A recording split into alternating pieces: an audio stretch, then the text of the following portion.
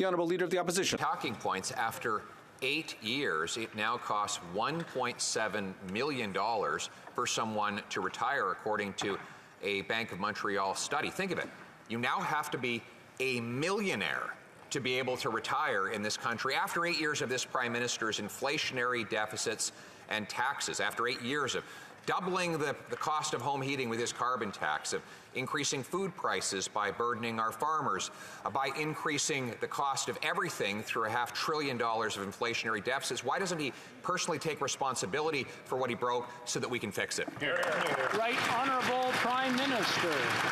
Mr. Speaker, it's ironic the member opposite speaks about fixing things. When we took office seven and a few years ago, one of the first things we had to do was reverse the cuts that member had voted for that would raise the age of retirement to 67 years old instead of 65. We continue to step up with increasing GIS by 10% for our most vulnerable single seniors, and in the years following, we have consistently been there for seniors while Conservatives continue to call for more cuts, more austerity, while we've been there to support seniors, and we will continue to, Mr. Speaker.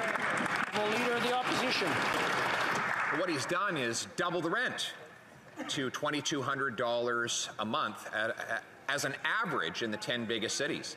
He's doubled the home heating bills right across the country, and he's doubled the average mortgage payment to well over $3,000 a month. No wonder 9 out of 10 young people who don't own a home believe they never will. This is after 8 years of inflationary policies that have driven up the cost of housing and driven up interest rates to pay for it. Why won't the Prime Minister admit that these things are broken after 8 years of his leadership so that we can fix them? The Right Honourable Prime Minister. Mr. Speaker, over the past 8 years, we have stepped up on investing in housing. We've invested in low-income rentals. We've made sure that seniors have extra supports so they can retire with dignity. After a previous Conservative government that consistently nickeled and dimed seniors, nickeled and dimed veterans, refused to support young families, these are the kinds of things we've been working on. And yes, Mr. Speaker, there is more to do, which is why we're so surprised that the Conservative Party stood against extra supports for low-income renters, stood against supporting families to send their kids to dentists when they couldn't afford it. These are things that we will continue to do. The Leader of the Opposition. Well, the Prime Minister said he was drawing the line to ban anyone from pointing out that things are broken after 8 years of his leadership. Well, his own parliamentary budget officer has crossed the line, Mr. Speaker, saying, and I quote, there is a system that is broken.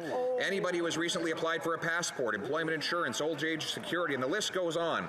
They probably realize very well that the level of public service Canadians are getting is not what one would expect from a world-class public service. There is room for enhanced leadership. Mr. Speaker, will he call to the carpet this rogue parliamentary officer for saying that things are broken? Honourable Prime Minister. Mr. Speaker, after a very difficult pandemic, yes, there have been challenges on service delivery, and that's why this government has been stepping up.